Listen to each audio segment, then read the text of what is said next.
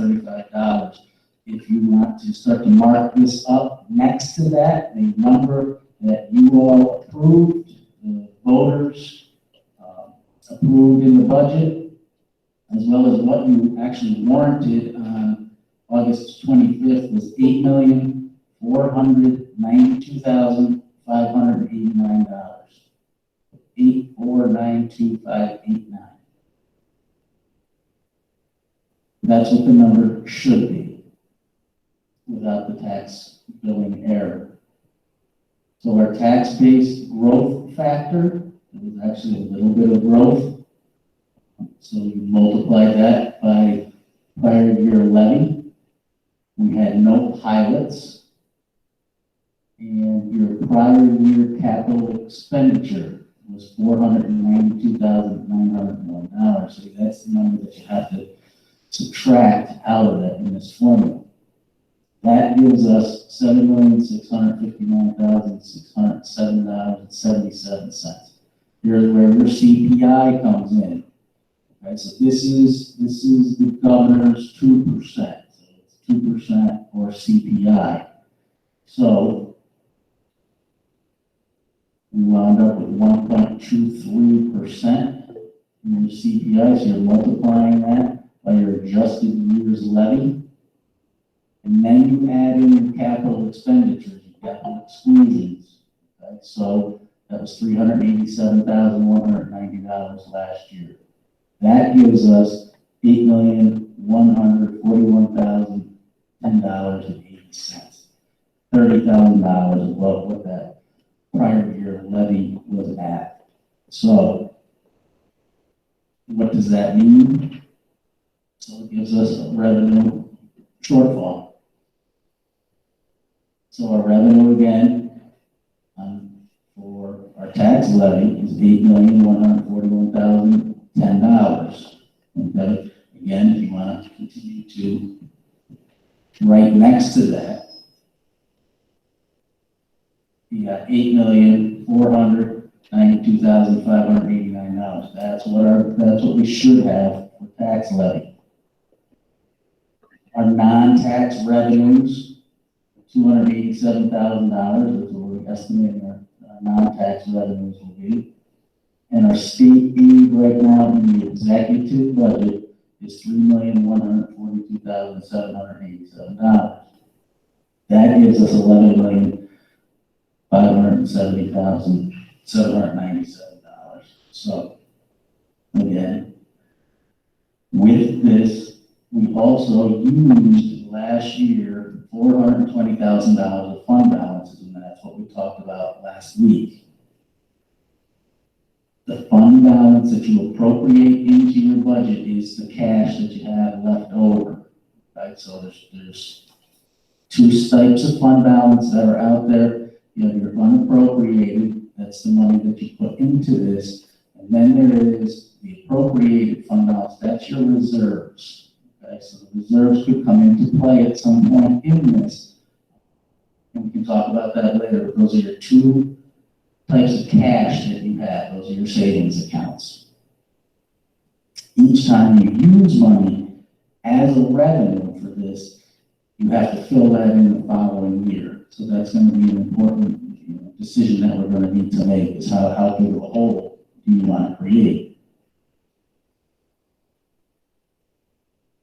So here's your expense budget right now. These are the two packets that you have. So we have constructed a budget of $12,560,614. So we were able to pull out $203,000. So budget to budget, we're looking at almost a 1.6% decrease. Now, keep in mind that it is the comptroller's recommendation that you have 4% fund balance annually built into your budget that you want to carry as cash for unforeseen things. So we're looking at about $550,000 is what you would typically like to carry into that. So that's another number that you kind of want to put into the back of your head as we start to calculate these, because you do need cash. You can't do a razor thin budget and then the next thing you know, something, boiler breaks or something breaks and you have no cash. So that's the cushion that gets built into a budget. So that gives us our budget gap. So here's your expenditures or your proposed budget, revenues. So you're looking at a difference of $989,817. So now we start to fill that gap up.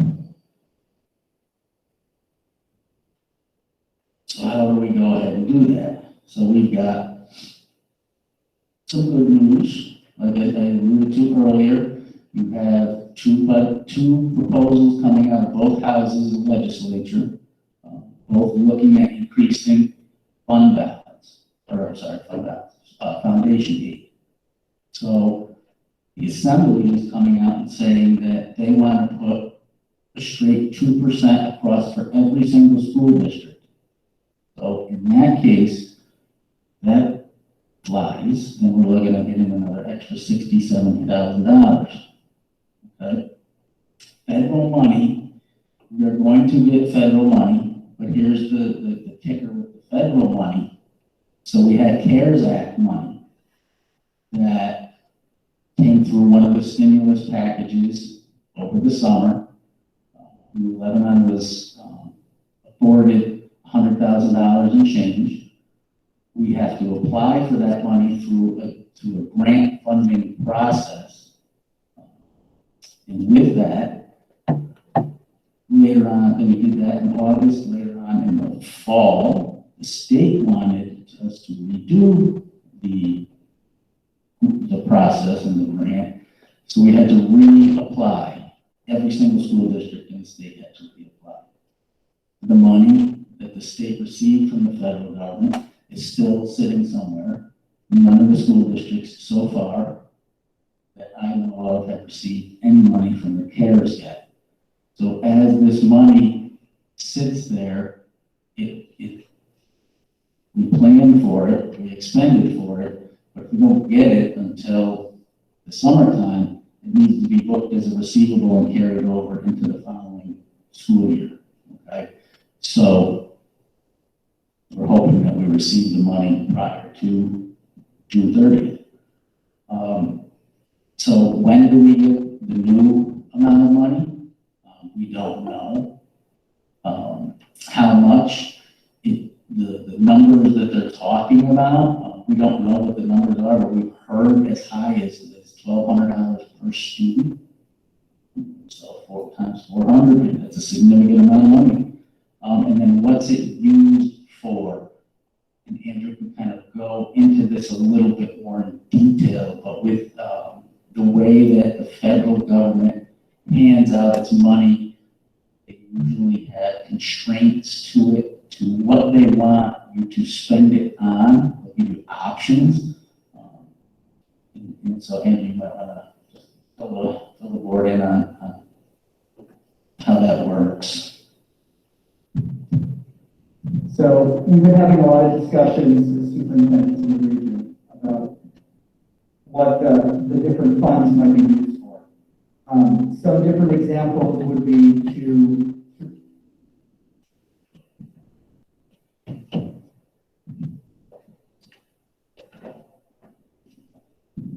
So what we're hearing from the federal and the state government, that we're going to have to use these funds for very specific causes.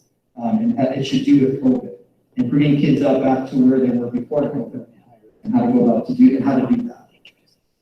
So there might be very specific ways we can use this funding, just like when we got the CARES money. I know over the summer, I was one of the people that wrote the CARES grant, and we had to use it for very specific causes like Chromebooks, hand sanitizer, and that's what we decided to use it for. So even though we're getting this federal money, we know we're getting it, we don't know how it has to be utilized.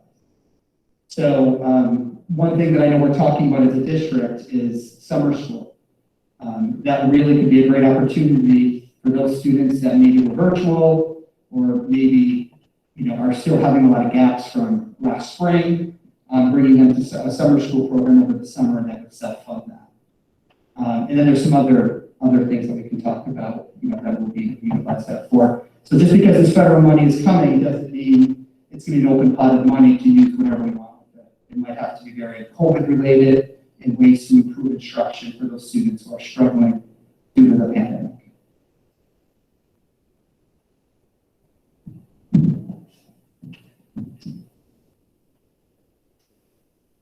Okay, so how do we eliminate our deficit? So the first recommendation that we talked about last week was raising the levy by 6%. So that gets us $486,620. Having $30,000, for the cap, even in a good year, you'd probably be looking at busting the cap when the cap is so low. So you're going to need 60% voter approval to exceed the cap. The proposed levy right now is $8,596,955. That's not set in stone. Certainly go higher, we can go lower. It's going to be your comfort level. What we are looking at since last year's approved levy, the actual approved levy by the voters, what you had your budget set at last year was $8,492,000. You're looking at a little over $104,000 of increase in the levy that should have been. So about a 1.2% increase over the levy. Another one that we, so whittling away at that, so we decided we're not going to purchase a school bus cash. Typically, we've been doing our bus replacements, budgeting for it and spending cash on it. So that's $125,000 in expenditure that can come out. What that will do is that will have a negative impact on our levy next year. That's going to be part of what the capital exclusion would be. So we would be pulling that out of that amount of money. We do have capital debt coming on. We do have smaller projects for phase 2 of the capital project, so that will be expended and closed out most likely by the summertime, so that'll get in and be able to get a half of the year's aid on that money. So the net effect of those two, the levy and the bus purchase, gives us $637,620. So now our deficit is down to $378,197. So the next slide is tier 1 reductions, and then there will be a second slide for tier 2 reductions. So the gap that we needed to close is $378,197. So that's the gap that we need to close to balance this budget out. Right now, with no new money coming in, nothing else changing. So these are tier 1, and so what I'm going to do is I'll hand over to Andrew. He's going to walk you through the process and what impact these will have. So, like Francis said, we really are looking to raise the levy at 6%. Without that approval, we will have very detrimental costs to our district. So the administrative team and myself, we have been meeting for several days. This has been very difficult for all of us, very painful, because we take so much pride in what we do here in New Lebanon. And I would be lying to you if I stood up here and said that these cuts that we are going to propose wouldn't impact our students and our program, because it will. It will. Today I spent a good majority of my day talking to each and every one of these people that it's going to affect, because these are positions and we know they're positions, but there's a person for every one of these positions. So today, out of respect, I had a conversation with each person so they knew we were talking about these painful reductions that we're going to have to do. So just to reiterate, in order for us to get to where we need to go, we're going to have to raise the tax cap, and we're also going to have to make these reductions. Now, like Francis said, there's a chance that we could use some of our federal money, some of our state money to make these reductions not as large and to save some of these positions, but we don't know that yet. There's certainly some positions in here that even if we have to use that money for COVID-related purposes, we certainly could do that. So what I told everyone is that hope, because there's still hope, there's still a lot of unknowns. We're hoping by April, when you adopt a budget, we'll have very specifics and we'll be able to really know this. But just to remember that in order to make this happen, we're going to have to go above the tax cap. And that number is going to be your decision on where you want us to go. So I'm just going to kind of go by reduction, and I'm just going to tell you how each of these, just so you have the whole picture, how each of these reductions will impact our program. What we did as an administrative team, we looked at every single program, and we really looked at how would this decrease impact our students. Like I said, each of these will impact our students, but this is a list that we came together that will give the least impact on our students. We looked at the number of students that it's going to affect. We looked at doing our best to not get rid of the whole program, so we still have some options. But, you know, it wasn't, we also looked at mandates. You know, what is a mandated curriculum? What do we need? What are extras? So I'm going to go through with you the list. This list really is is what we are recommending to you. But again, if there's something on here that you're thinking this is non-negotiable, you know, that's what we're here to have a workshop about. So after I discuss these, we'll have an opportunity to ask questions and really kind of bring it over a workshop so we can try to not make a decision today, but really look closer in on that. So the first reduction that you'll see on here is our SRO officer. So as you know, a couple years ago, we decided as a district to share the cost of an SRO officer with Columbia County. As a district, we pay $40,000 towards the SRO salary. We've had the same SRO for many years. Had a big impact on he's done a lot of great things for our community. He's been incredibly helpful in really building relationships with kids, being available as crises come. But what this would do is we would have to be more reliable on the local trooper barracks, more reliable just on the sheriff department in general. If you remember in the past, we were able to still have a part-time sheriff on site for at least a couple days a week. I have a call out to the sheriff's department, and I'll be calling again tomorrow to see if that's still an option. We can have a part-time person on staff, but it wouldn't be full-time. So this is a recommendation of a reduction.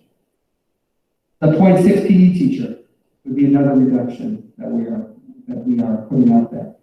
So what this would do is this would eliminate right now at both the high school and the elementary school, PE teacher supervises recess and more of that lunch duty.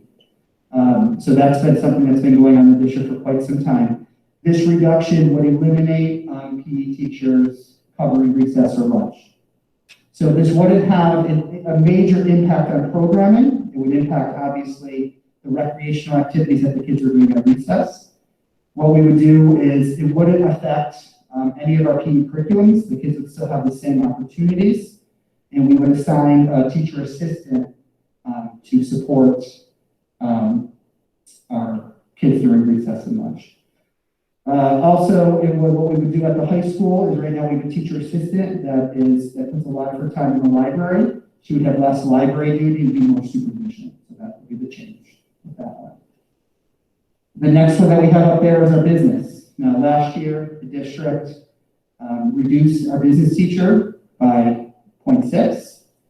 What we are putting out there is a full reduction in the business program. We will no longer have a business program at New Lebanon.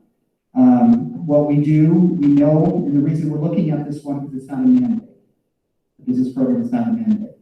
The only thing that is mandated is that our 7th and 8th grade, if you remember, used to take a home and career class. There was a CTE requirement. We would give them a requirement in programming with a different teacher who would be able to sustain. So that would be an elimination. Just to give you some numbers, we have 16 students from grades 9 to 12 that are currently taking a business class. So the class sizes are very small. And then, of course, we have all our 7th and 8th graders that are in there because of a mandate.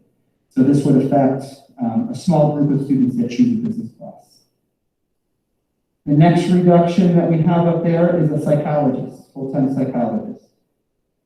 Now, you remember last year the board added us a 3rd psychologist.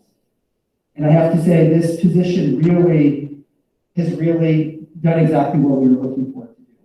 It has allowed our school psychologists to push into classrooms and to really support kids within the classroom setting, provide curriculum in mental health, provide curriculum in social and emotional learning. And we have big hopes and dreams to continue to do that more. With the reduction in this position, our psychologists will not be able to push into classrooms as much. They would really focus on their mandated services, and they wouldn't be available as much for the unmandated students. But as you know, we were able to cover with 2 psychologists and a counselor for several years.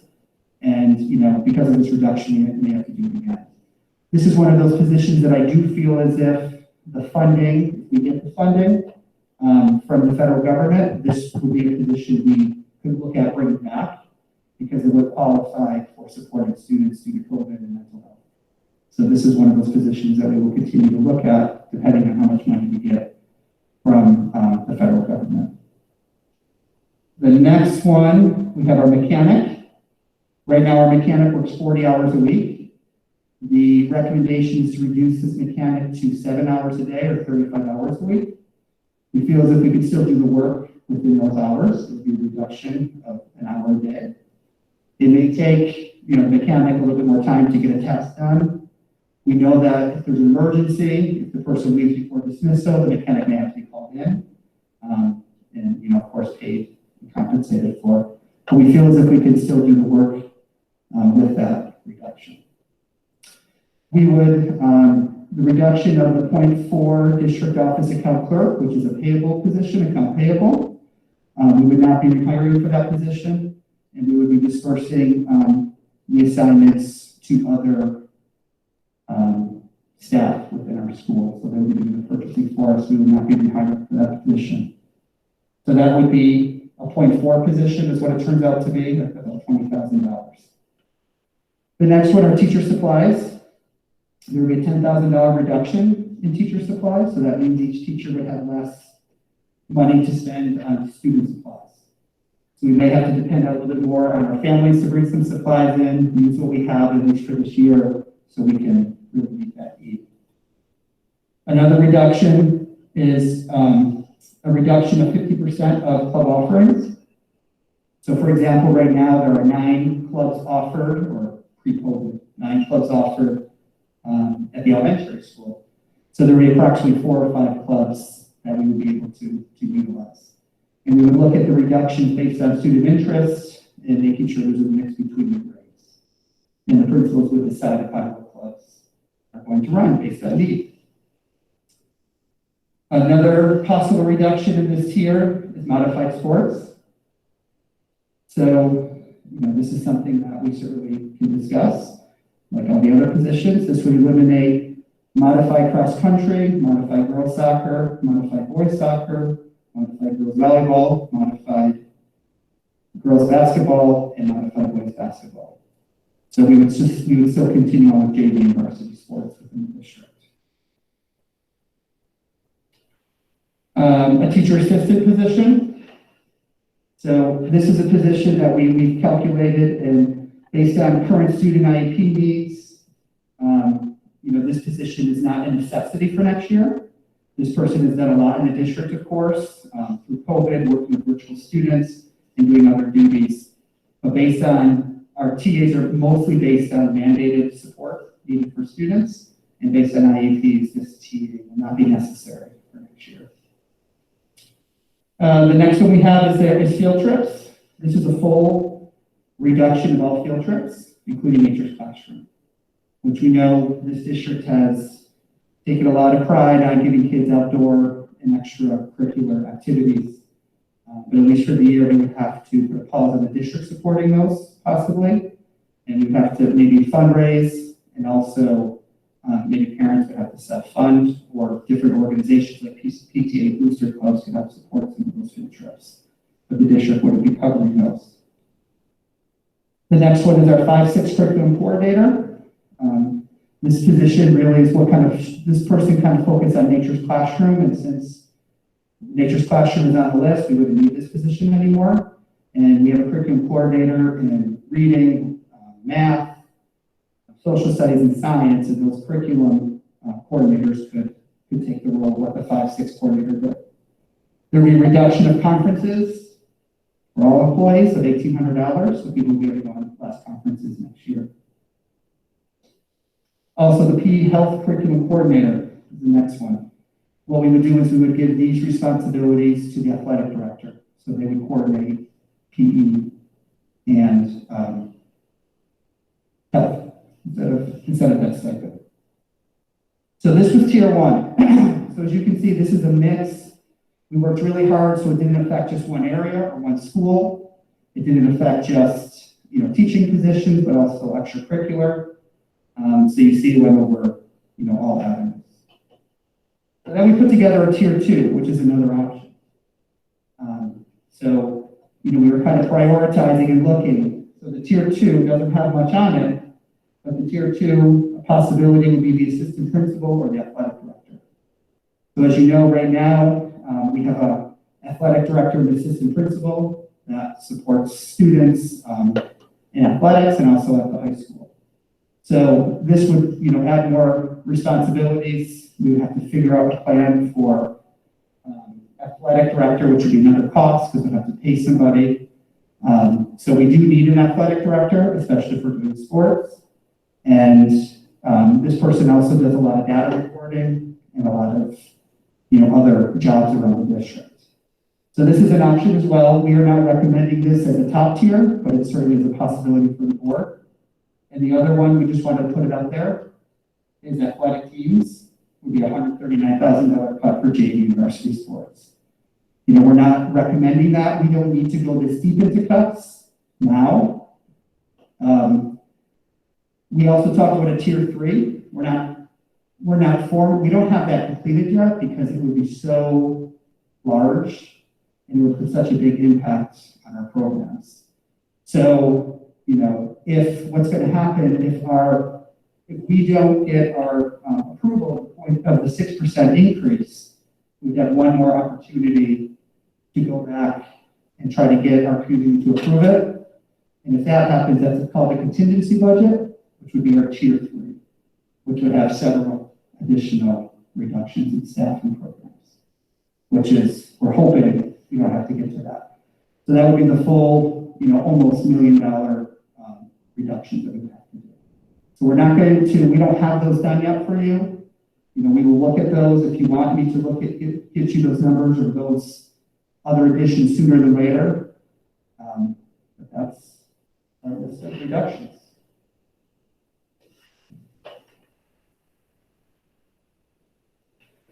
So now it's a chance to look at these, kind of think through them, ask questions. Are there areas that the board is thinking that we need to keep looking for, or we need to look at something else? This is also an opportunity for us to talk about the 6% increase. Is that the number we want to look at? We're not making any decisions today. Today's just an opportunity to talk, to try to come up with some, not decisions, but just to get more information. I'm going to turn the lights on. I'm going to give it back to Francis, and he'll tell you the next step.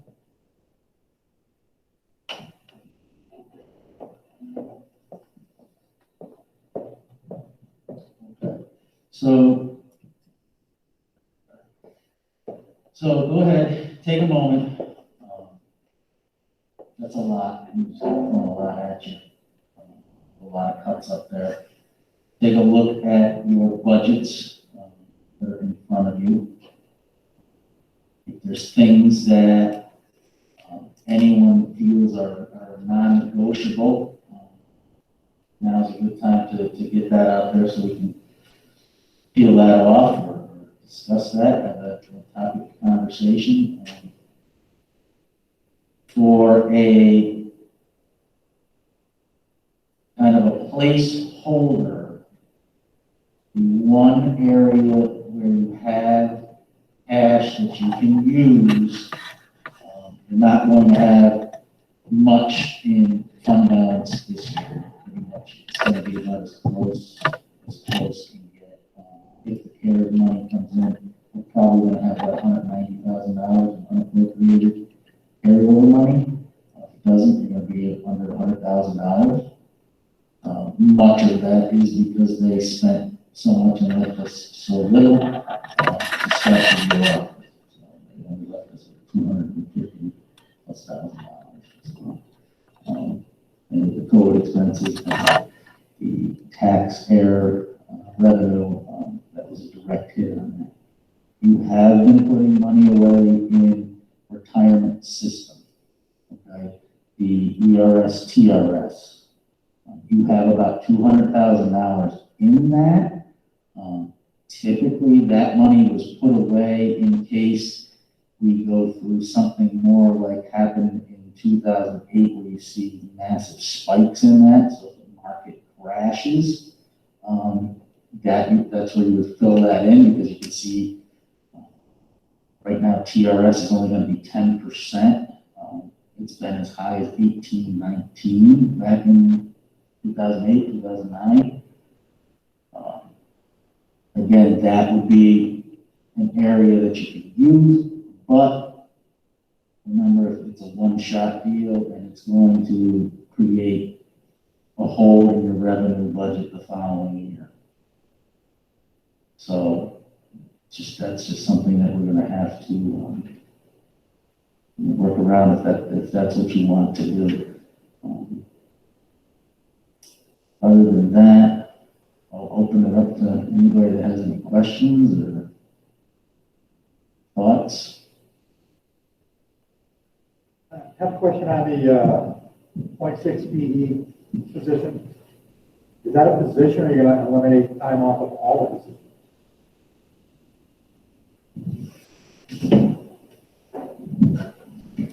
Or is that our 0.6 BE teacher that we have? Correct. Okay, so you eliminate that position. You would have to eliminate that position due to seniority. Yep. Okay, so that's the 51,000 is the salary for that. Salary benefits. That's salary benefits. Salary and benefits. Mm-hmm. Benefits, everyone, it can be health insurance, it can be your retirement. System contribution. So for teachers, it's 10%. For your non-instructional staff, it's 16.2% of their salary is in there. And then your FICA med as well, which is 7.65. And so we had to use, in order to make the reductions, we had to use seniority, for the different people in these different positions. And the reduction really depended upon whether or not that person accepted or took insurance. So you might see some of the costs with insurance, without, depending on what that position person had and what they were getting. So that's why you see a difference in some of the salaries.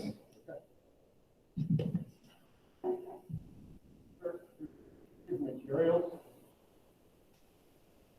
Is that $10,000 coming purely out of the reduced supplies, or that? If we look at all the other material budgets, that's a good 25 of them. Wouldn't it be more efficient to take a little bit out of it? I realize some things like gas. So that 203,000 is that we took out in the beginning last week. That includes much of equipment codes and supplies. So I took a 3-year average of what got expensed in the operations side of things. So your 1620s, your 1621s, and then if you go all the way down to your 5500s, that's transportation. Those numbers are pretty solid. We don't want to go much below those. The $10,000 that was pulled out is in your 2110 code, so that is your instructional code. And these are areas where we're a little heavy on those.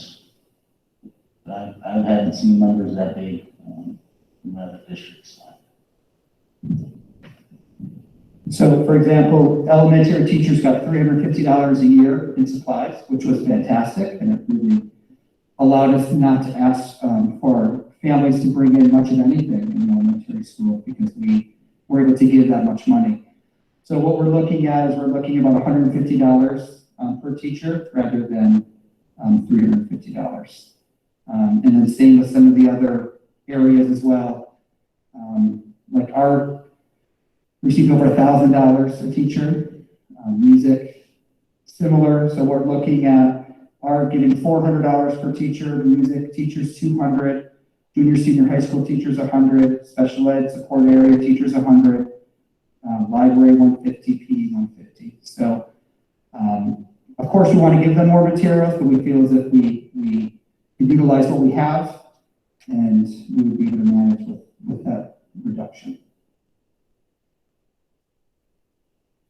during these difficult times, of course.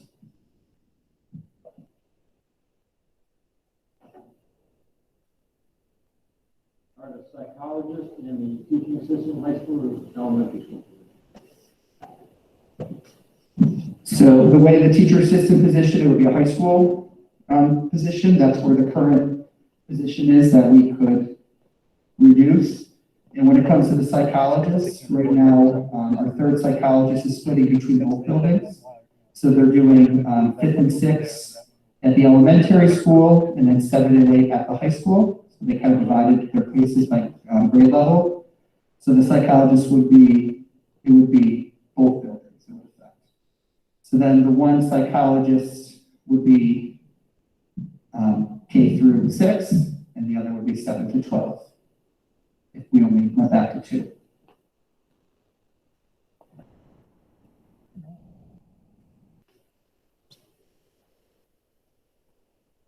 If we look at our electric heating oil savings and electric savings from our upgrade here that we did, we look at that all. I'm just curious. EPC contract? Yeah. The We were supposed to save a bunch of money and we pay. So that was an area that was under budgeted that we moved money into. I think that they booked those savings in before they actually got the savings. And so with everything going up, especially propane in this building moved to propane, a little reluctant to go through moving more money into those codes. So I would leave them where they are for a year, one more year, and see what we get as a real concrete number. And that's also an area where hopefully you get these mild winters, and that's an area where you get fund balance out of. But you don't spend all over heating. But I don't see us getting the reduction that they told us we would. At least, like Francis said, we had to add more money into that. So when they were making the budget last year, they put less in it, and we already had to put more into it because we went past that. So that is a discussion I'll be having with the architects on to see exactly what was promised us and to see why it's not coming to fruition. Well, we're supposed to make good on whatever. Yeah. Whatever they said they're gonna do, we gotta pay us. Okay, that's good to know. Yeah, we'll stay on top of that. I'll reach out to the architects. I've to schedule a meeting with them anyways for a couple other things, so we will certainly ask. But we're not seeing the decrease that I believe we were supposed to see, but we'll get more information. I'm looking through this plan. I'm curious.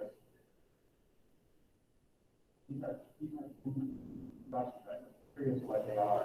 Have contractual. Here, I'm going to give you the, just so the audience can hear.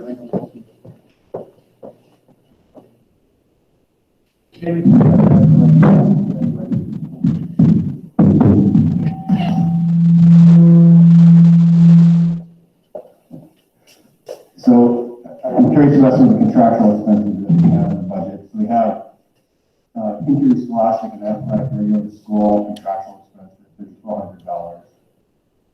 What is that? What are we contracting to? What's the, Page 2855.400.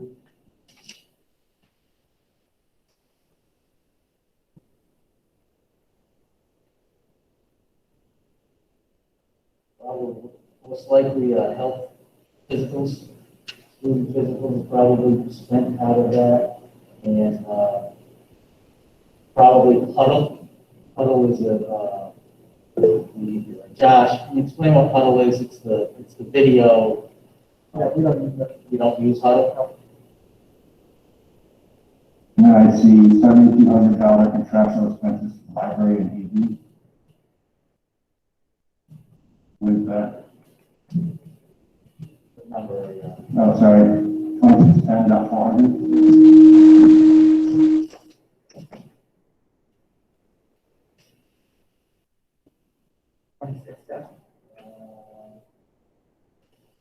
So that would those, be like the file. so that was. So, yeah, that was exactly that. Any sort of year-to-year publication, like Follett, some of the online resources through Questar is paid for there. Also, often, sometimes, what they used to put in there is the virtual field trips as well, because that was a reoccurring event. Those lines are always, I think, some of the most complicated ones, the contractual. But I always think of it as anything you're contracted to do year after year.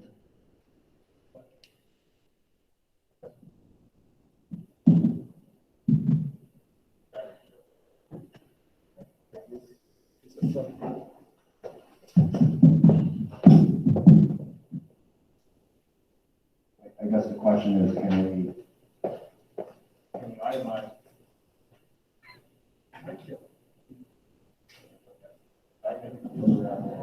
Is there anything that can be doing itemize what we're paying for there and figure out? Definitely, yep.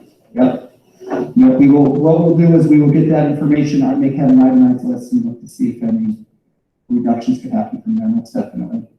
$10,000 contractual, more education. So that would be any training that we do for the Board of Education.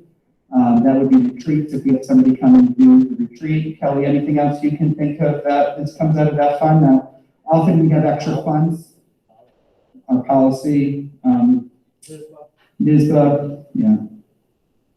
So we have to pay a yearly membership for all those things and any support for NISBA as well. And district meeting, $4,000. What number is that? Contractual, 1060.400.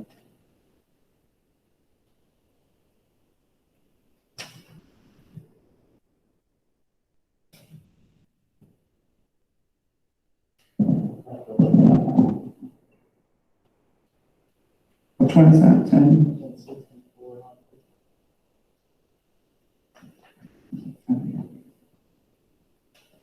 Could be your vote. I'll have to look and see what was expensed out of. That hasn't been expensed this year, the same $4,000. It's been expensed every year, so I'm thinking it might be your current vote. Yeah. I guess I'm wondering, I think about, like, you mentioned some of that, I guess I've already said this, but I reiterate, we have a lot of things to subscribe to on an annual basis. Do we have, like, usage statistics to say, okay, this is something that's not used as much as it could be, let's cut it? Yeah, we could certainly get that from the librarians, for sure. Yeah, because the librarians are the ones that do all that contractual, especially if you're looking at the library lines, you could certainly get those numbers.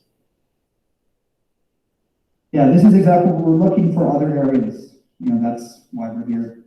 So keep on asking your questions. If you notice the first four digits, and then the second set of digits, 3 digits, and 400 is a contractual code. 490 is going to be your BOCES code. So what I can do now is I'll pull all the 400s the last 3 years, and then we can kind of just sift through that and see what is actually been used. Definitely.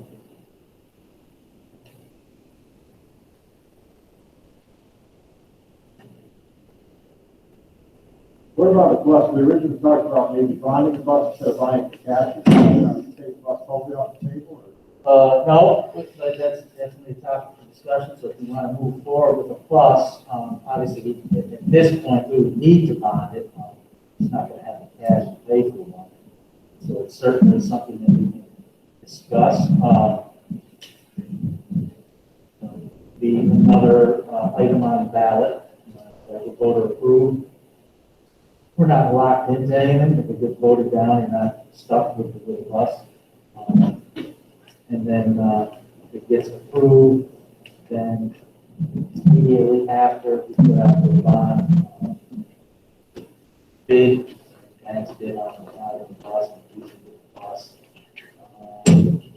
Late August, early September.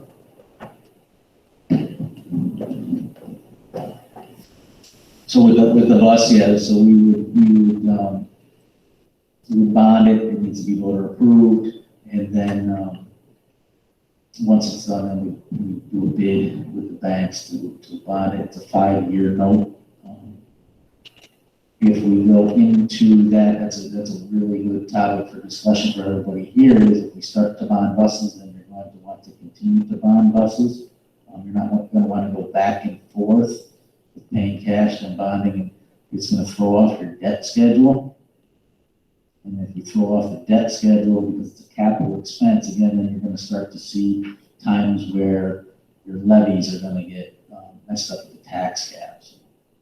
Moving forward, as we start to put ourselves back in good financial footing, we really want to focus on keeping our debt schedule flat, so we're not seeing peaks and valleys in that, because that's going to really impact, especially a district like us, where we're not getting a ton of state aid. The levy is going to be, it's going to be the key to that as everything escalates. So we can certainly look at bonding out. One full-size bus is $125,000. We should get away from those propane buses. It would save us on propane. A lot of districts are going to straight gasoline engines.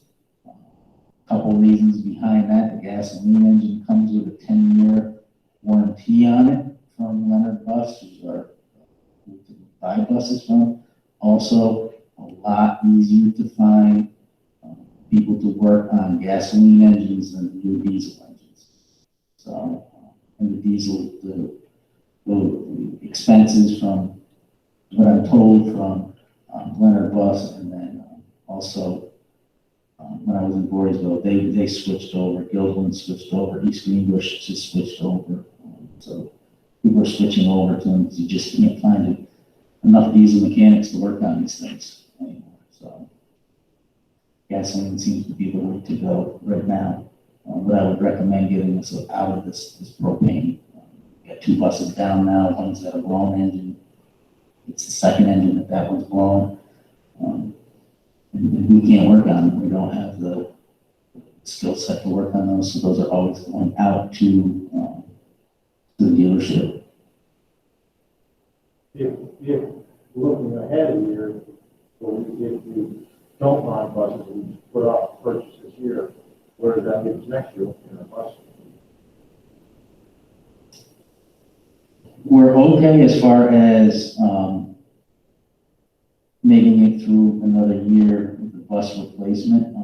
We're far off of what, when they did a proposal a few years ago, about 3 buses that haven't been replaced, that should have been replaced with the replacement program that was set. But you've got spare buses. It's a gamble, just like anything. I mean, these buses could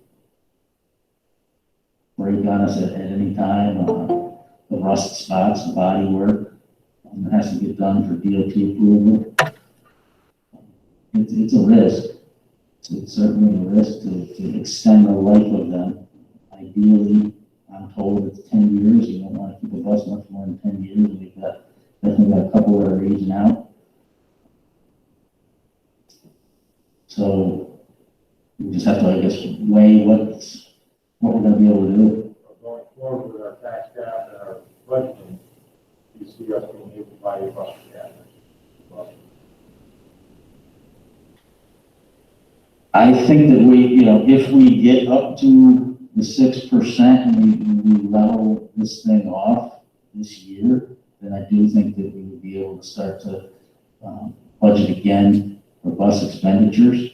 Again, we would like to buy one bus or one big bus, one small bus, and keep it, between them. You don't want to have to buy 3 of them. But yeah, I do, Mike. I think that we can get back to level footing there. In the past, we actually bought a bus before the end of the fiscal year. Because they're carrying so much fund balance. Yeah. Mhm.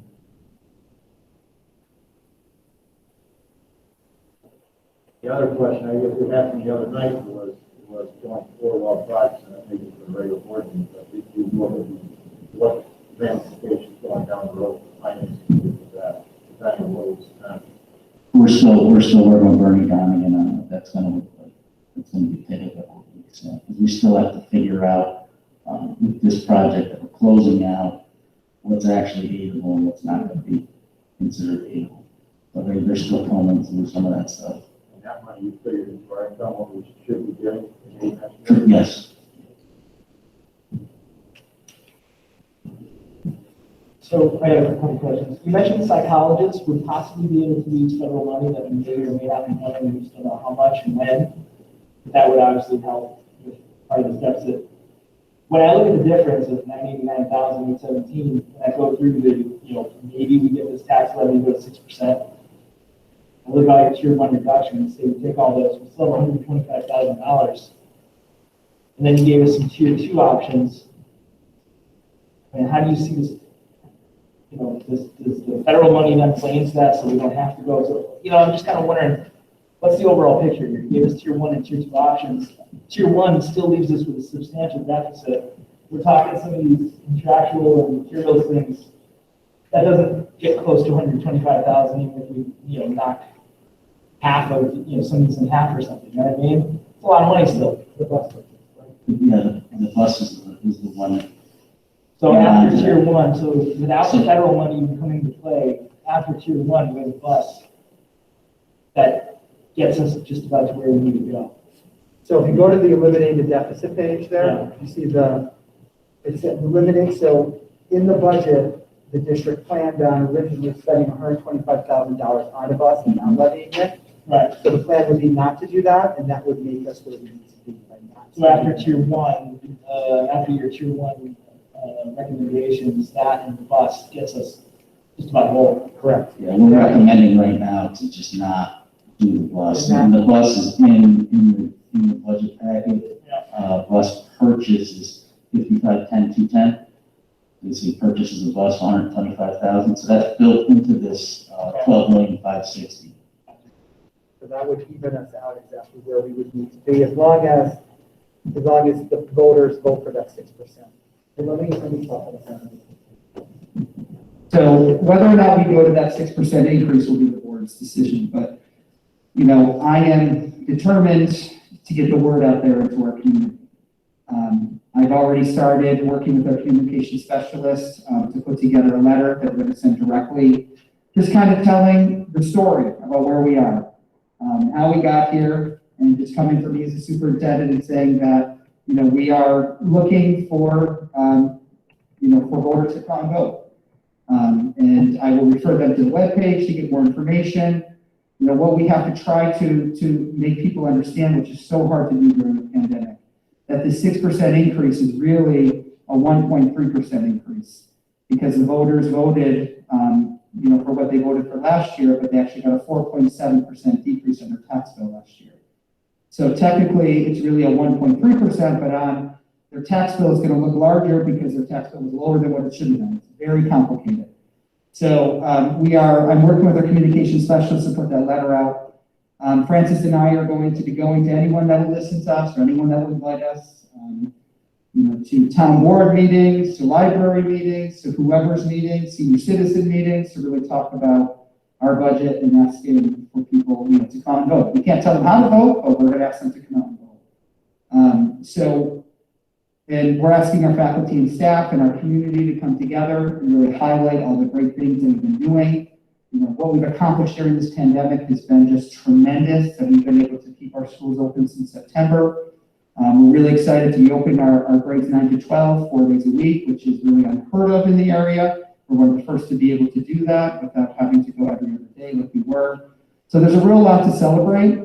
We're going to be making a video just highlighting this district, highlighting all the great things happening and why this is such a great community. Francis and I will put a video together explaining the budget that we'll put out on social media. We'll be doing a budget newsletter. So, but we can't really do any of that until the board decides on where they want to go. We're not making that decision today. But as soon as those decisions are made in April, we will be going out to try to sell this budget and getting support from our community. Are we gonna publish this? So yeah, so what we're doing, Just listening to this presentation, probably the most painful thing I have to listen to us if they're not employed. I think the townspeople with revenue, I agree. when they see that athletics, this classroom, people likely that there's an impact if they don't go. Exactly. Yeah, I agree. This is certainly the hardest thing I've done in my time here in Lebanon. Those conversations that I've had, looking at these, it's very unfortunate. It really is. But yes, so what we're doing is, and I sent an email out to all of our families last week, in telling them with the link to our budget page. This will be posted on our budget page tomorrow. This presentation that we just put together, we'll be referring them back to their, to that website. And in the letter that I write, I'm going to be asking them to go to the website for the information. Obviously, it's a one-page letter, so I can't put everything in there. The budget newsletter will have all this information in it. So yeah, we need to get this word out for sure. Sometimes struggle to find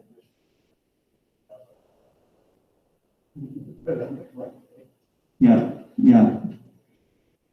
We are not using Facebook to put out a lot of this stuff, just because that is social media and it gets very complicated.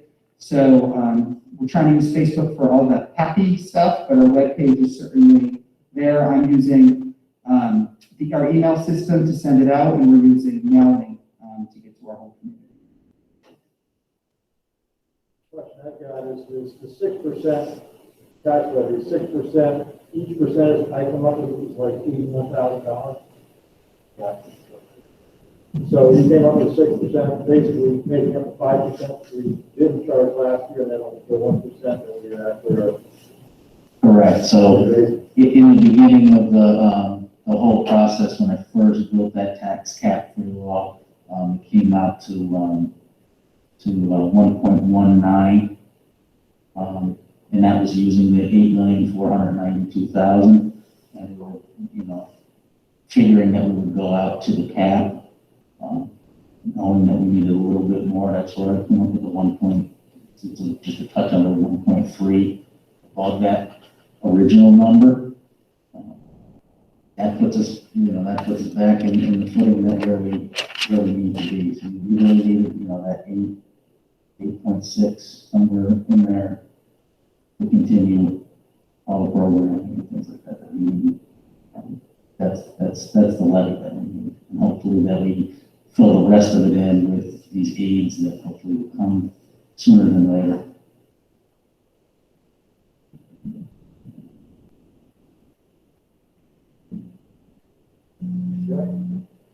So are there any, I guess the question that I have, are there any areas on these reductions? Now I know, John, we're going to look into more of the supply areas and it's contractual. We're going to break out for you guys for next time, and I'll make sure I send that to you. Those are certainly possibilities. Are there any other reduction areas that anyone, I'm concerned with all of them, I know we all are, but is there anything in there you want us to look more at, you need more information on, unsettled about, out of any others? Because this is not set in stone, this is certainly things we can look at. I guess I want to make sure. Yeah, so that would be people coming in to present, to our students. Yeah, so there's a line for that. It's not usually we don't get a lot of them to come in, but. Does anyone have We any? usually don't, bring every item down in each section, down to like the bare knuckles. Yeah, Just kind of got to float, yeah, one person here and there. Yeah. Yeah, well, we used to get the actual proposed budget, last year's budget, to tell you, year to year what it was, the actual amount spent, to the budget of the amount spent. Amount budgeted. But I don't think, I mean, it was always close. It was always very close. And whatever doesn't get used, if it is over, it actually goes into the fund balance. Which, this year proved that we didn't really have much of a fund balance, so these numbers must have been very close. Because we didn't end up with a lot of excess cash. Yeah, definitely. So whatever's not spent from year to year goes into the fund balance, and what the projection this year, the way things are being spent or the way things were budgeted last year, looks like about 90,000 we're looking at, the fund balance. Is that correct, Francis? You get a projection of where you're at. Right now it's about 90,000. So it's not as much as it was in the past for, whatever reason. It's hard for us to speak on that because we didn't build this budget last year. So that is a struggle. But sometimes the money not spent is a positive thing because it certainly goes into that fund balance. So one thing when you're building a budget, you want to have some of that wiggle room so we can have, not too much wiggle room, but you want to have wiggle room so you can have go to that fund balance.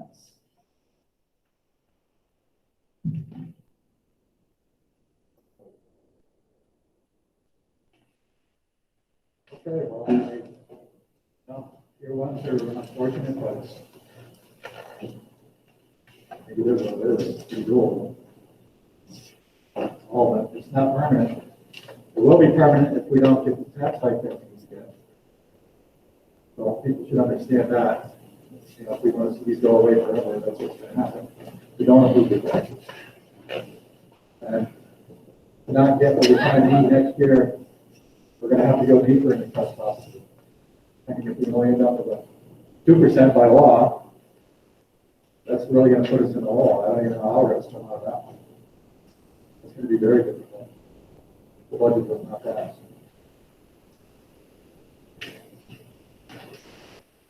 So, I like the tier ones, skip the bus purchase. That puts them in a fairly decent place. And pray for the budget process to help us out. All we can do. So I guess my question with buses is, do we feel more comfortable taking a pause on purchasing a bus for a year, or do we want to stay away from bonding them? Purchasing debt service? It's a long time. What will we buy? We stay that way. One-year process. I think we should try for the 1 year process. Okay. And in worst case scenario, we have to rebuild a motor and spend $10,000, so it's not $100,000. I mean, it is what it is. Can we look at maybe, you said we have a blown engine in the gas motor, can we replace that with a gas, natural gas motor? Replace that with a gas engine? Yeah, the propanes, I guess you can. That was the question that I had for him. Without, you'd have to replace the engine, the transmission, and then the pollution system as well. So it pushed the number up to like $50,000, something absurd like that. So it's not like having a '68 Camaro, we're not swapping out engines, unfortunately.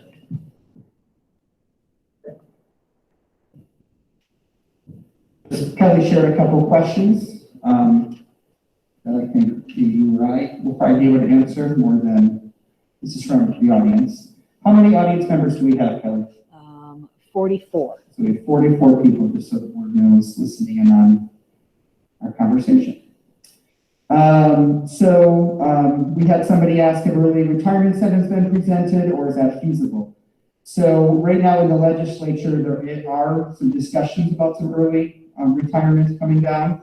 We have not been given any detail on that, but we will, if that comes to fruition, we certainly will make sure all our employees have that information if an early retirement incentive is presented from the state, which certainly could help in breakage if we have some retirements. As we know, right now, we have one bus driver retiring in the whole district, so we only have one retirement at this moment.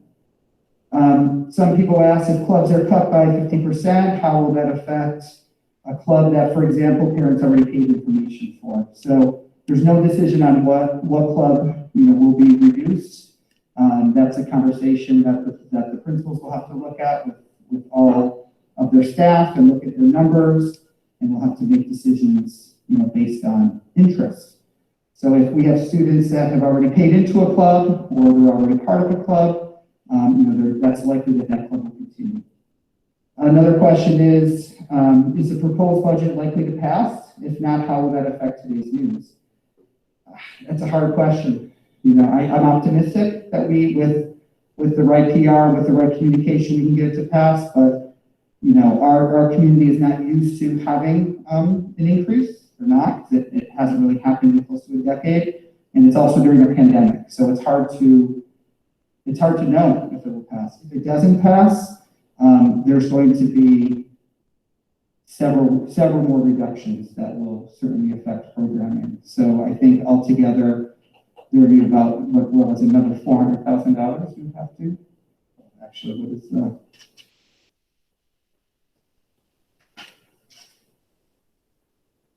we would have to reduce the budget by another $486,000. So it would be a lot more cuts. It would be very, very difficult for our school community. Did you look at past budgets to see what the percentage was of the past budget? Kelly, do you want to speak on budget passing percentages through the last couple of years? So last year was probably the lowest we've ever had. But more likely than not, there was one year where it was really kind of contentious. Our budgets have passed with flying colors. I believe. I can give you more definite, like numbers year by year broken down later. I believe the last time it didn't pass was 2004.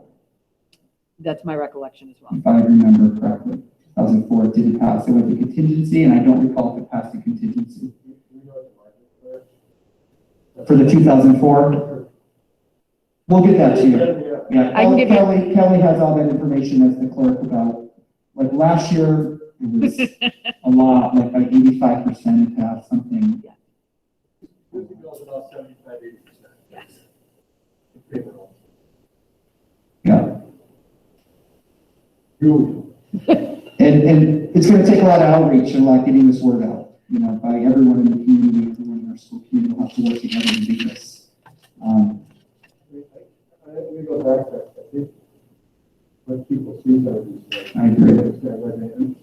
I have a friend who's at a school budget in, I want to say Adams, and the town, everyone voted for a tax decrease, but they didn't look at what they were losing.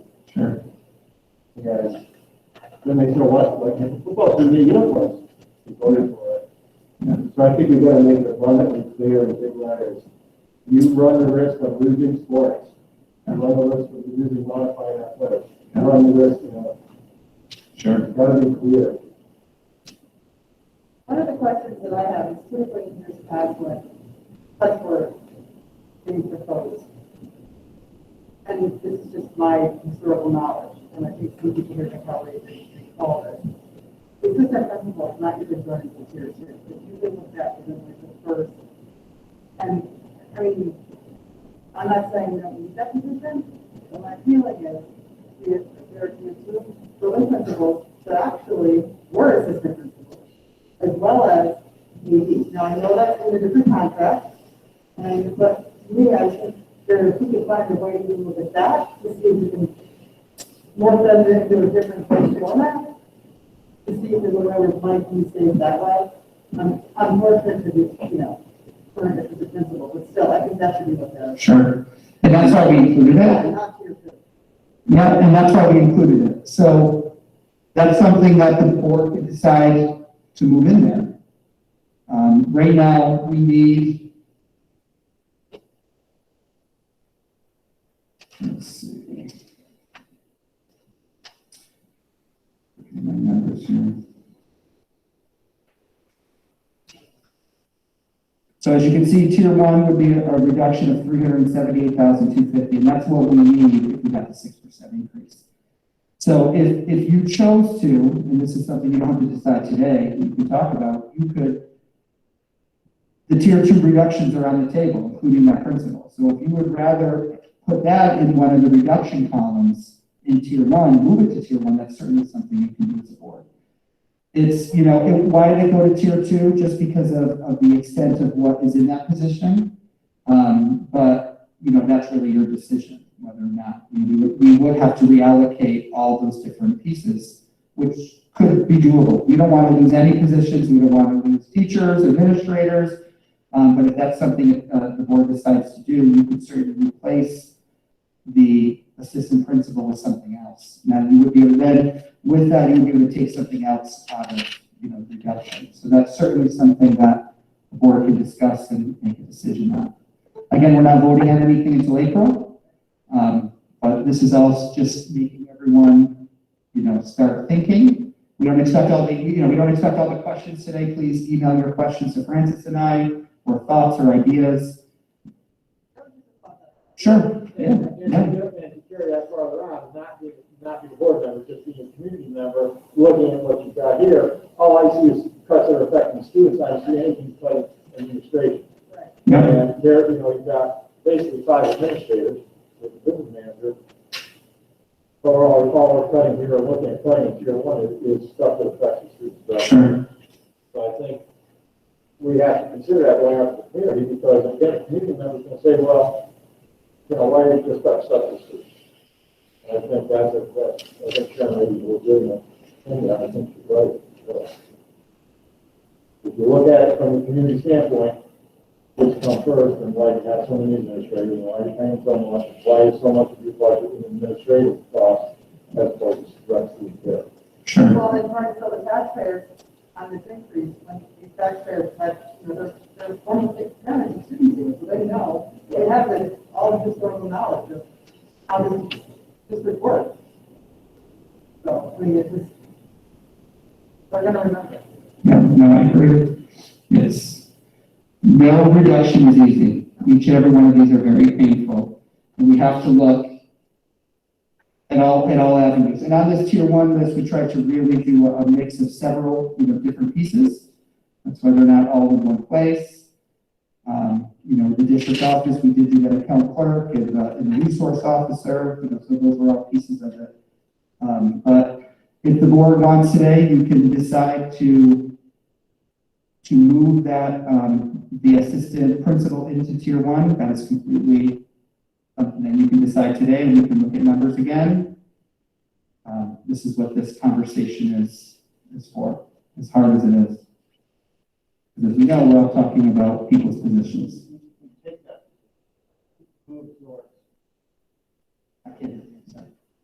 If we eliminate that position, who absorbs those responsibilities? So that's, We put a situation where we're putting a heavier burden on a teaching staff, which potentially results in attrition. so are you speaking to the assistant principal? Yeah. Matt, do you want to speak to that a little bit? Sure. So, current references, Let me grab a mic. Can you grab a mic for him?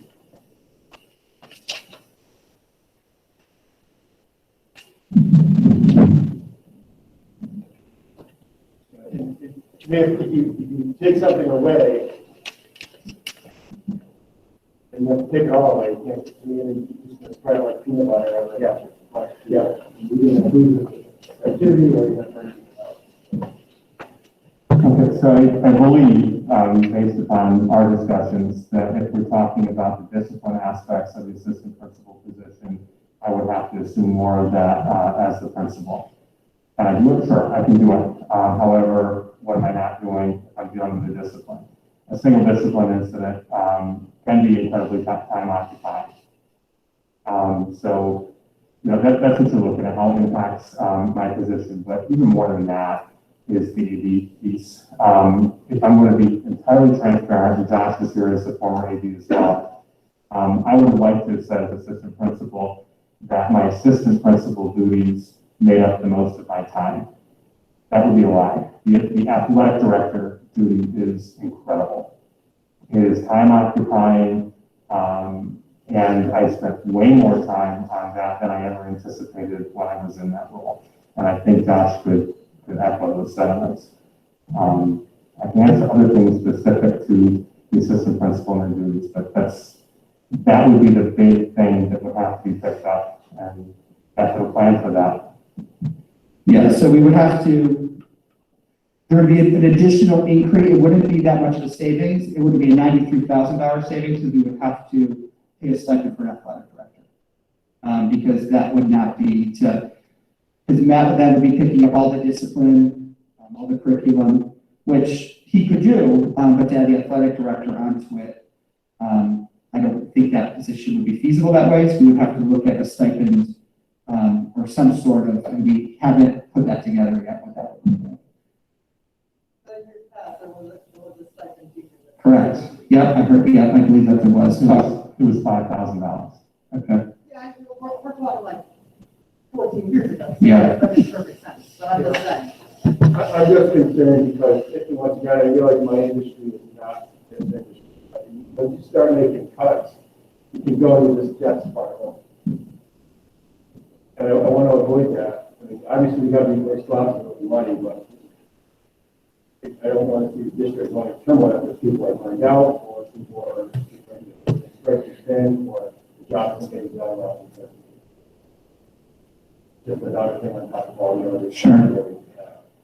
And and losing the assistant principal will certainly impact. All of these reductions will impact the district. It's easy to say, yeah, we're taking away from the students, but you know, I agree it's tough here, but there's the reason you have a certain level of leadership. You got to keep the machine running. So you got to be careful. I mean, I'm on the fence about moving that to tier 1, but you got to be careful. It's a two-edged sword. We can really hamstring ourselves if we cut that position.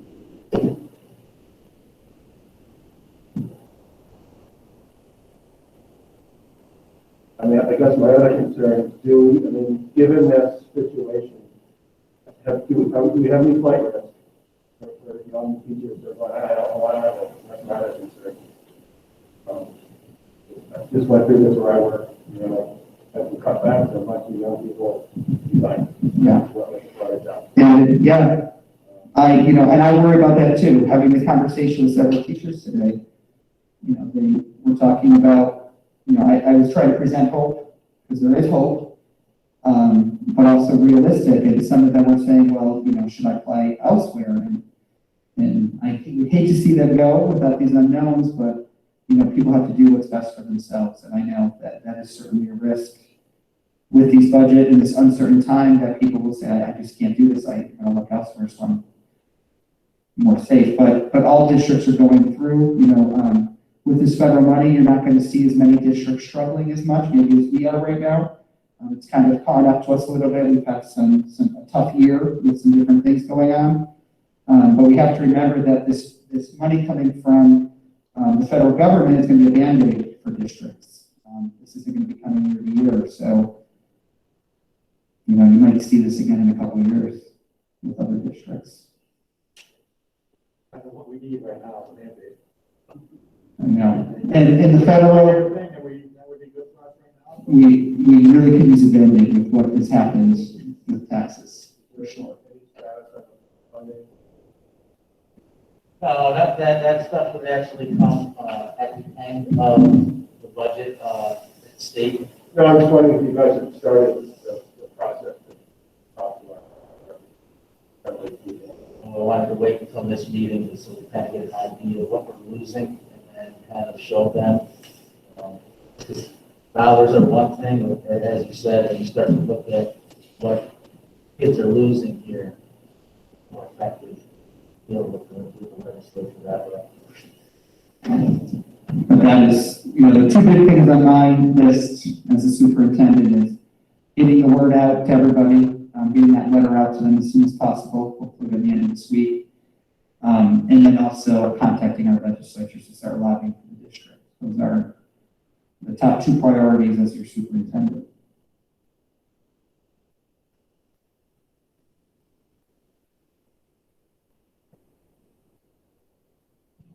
Does the board want us to move anything between tiers at this point?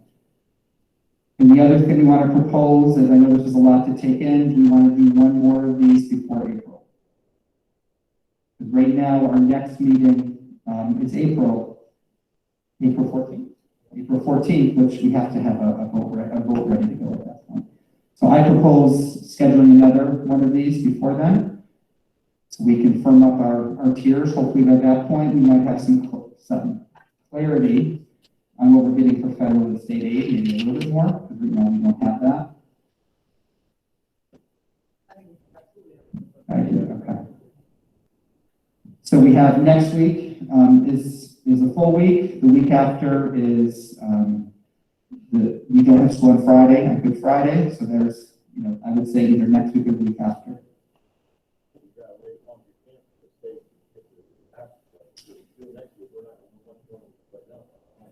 So we can do one of the days the following week, which calendar out. 14th of April, yeah. And I need a budget dollar amount. That we have to, like I as a clerk have deadlines, so the sooner we can meet, the better. All right, so we have April break the week of, what's April break?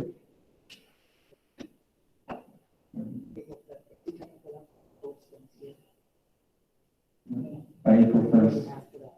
So we should certainly meet before April so we can have, and we have to get a budget newsletter out so we're going to need specifics for the community.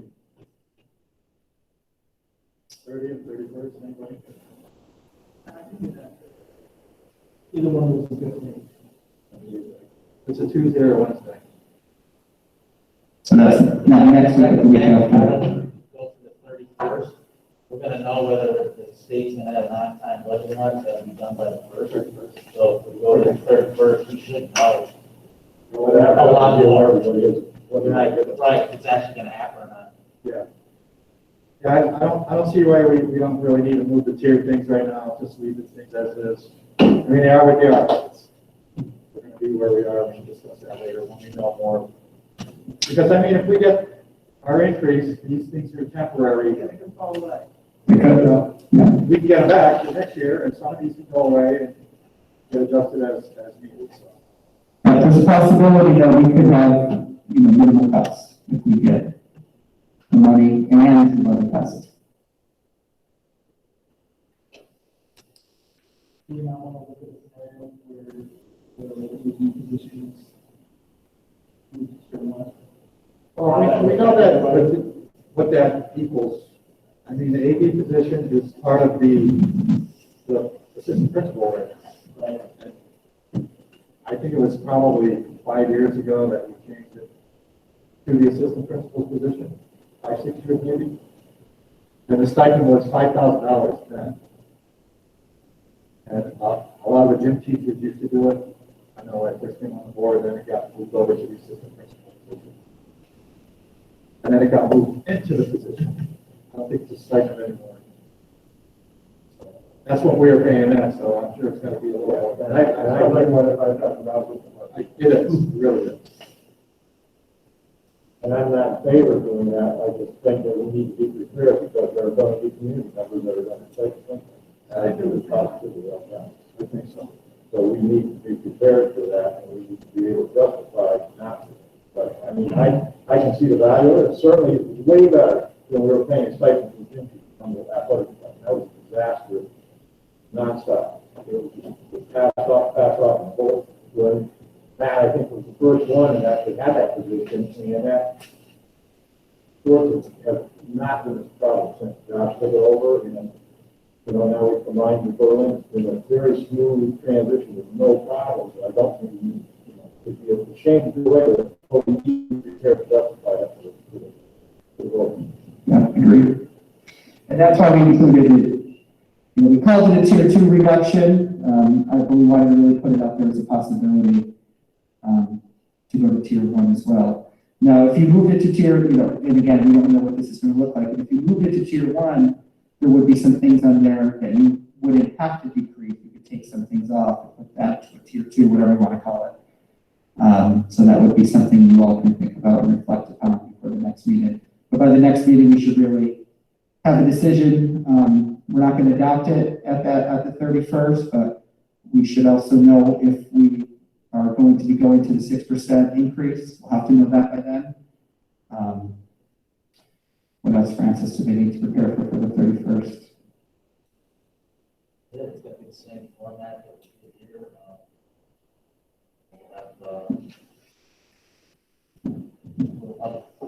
I will update everything. In the meantime, I'll give everybody out the breakage of what the 400 codes are and what the expenses have been the last 3 years. This year is a little bit of an anomaly because some of the things that I think we've contracted out for and signed contracts for probably haven't been used. Hopefully we'll have some more concrete numbers from Bernie Donegan as well as with the debt service and what that's going to look like pushing out as far as our tax cap moving out in the future. It's just going to be much of the same. In the meantime, as these things always go, you know, walk away, you think of something or you have a question that you got to ask or something, you know, please don't hesitate. We'll just keep on churning out numbers for everybody. Hopefully we start to get more money coming in. So just a couple more questions. Somebody asked about would WBH lose PE classes? The plan would be no. We would have the same amount of PE, but a high school PE teacher's currently at the high school will have to come to the elementary school. So one person will travel between the high school and the elementary school for half and half. So there shouldn't be any class loss based on that reduction. Question, is there a yearly fee for Questar? There is. Questar is our services. Some of those are mandated services that we need. Others we have looked at, and we've made some reductions to there. Francis and I can continue to look at our Questar costs to see if there's any further reductions now that we know our number, which we have done, but we can certainly talk more about that at our next meeting. And then the last question I have, if the budget passes, do we still lose tier 1? That is correct. The budget passing alone does not get us to the $900,000. So the 6%, just to reiterate, would only bring us, now the board can always decide to go higher than 6% or lower than 6%, which would then, change this. But 6% would only give us $486,620. And just to remind everyone, in order to balance our budget right now, we need a total of $989,817. So that is close to $1 million. So we still need, there will still be reductions most likely, but this is not taking into consideration what the state aid will be, the foundation aid, and also what the federal funds will be. So there's still a lot of question marks, but as a board and as the administration, we have to start planning this out, looking at the worst case scenario and hopefully just making it going better from there. That's all we can hope for. But it's our responsibility to look at these reductions so we can make sure we're ready to have a budget for our voters in April. And that's why we're here today. Any other questions from the board?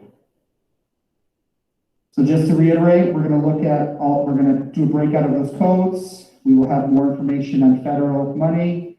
We're going to look at all costs with Questar as well again. And if we have any other things that we are able to look at, we will add those to the reduction list and make any adjustments as needed. And hopefully we'll have more information for the 31st. So we're going to be the 31st at 6:30, same place, same time, virtual People can join virtually again. And I'll pass it to you.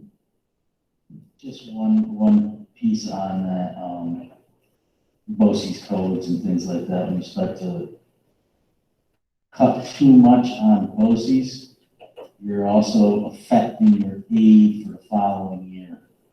So when you make a cut of $100,000 in BOCES, you're losing $40,000 in state aid off of that the following year. Some of these BOCES codes have been flowing for a lot of years that you're working with that revenue in your budget. You're kind of looking for that budget the same way that you would be looking for capital building aid coming in as well. So it's not always as easy as just chopping off the BOCES codes.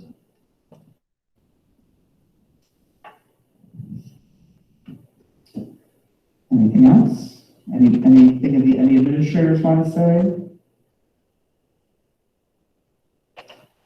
I just want to thank everyone for your commitment and time and dedication. I know, trust me, I know how difficult this is. These are not easy decisions that you all have to make, but we're here to guide you, to give you the information, to help you be as educated as possible to make these difficult decisions to balance our budget.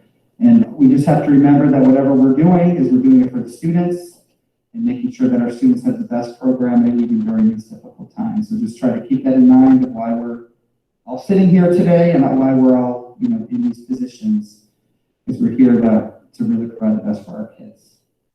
And I want to thank all of our public for joining us today. Thank you all for being here, and thank you for your support. And I'll give it back to Tim. I'd also like to thank the public for attending. Any feedback is welcome. Awesome. And on that note, I'd like to call this meeting adjourned. All in favor? Aye. Opposed? Abstained? Motion carries 6-0. Thank you.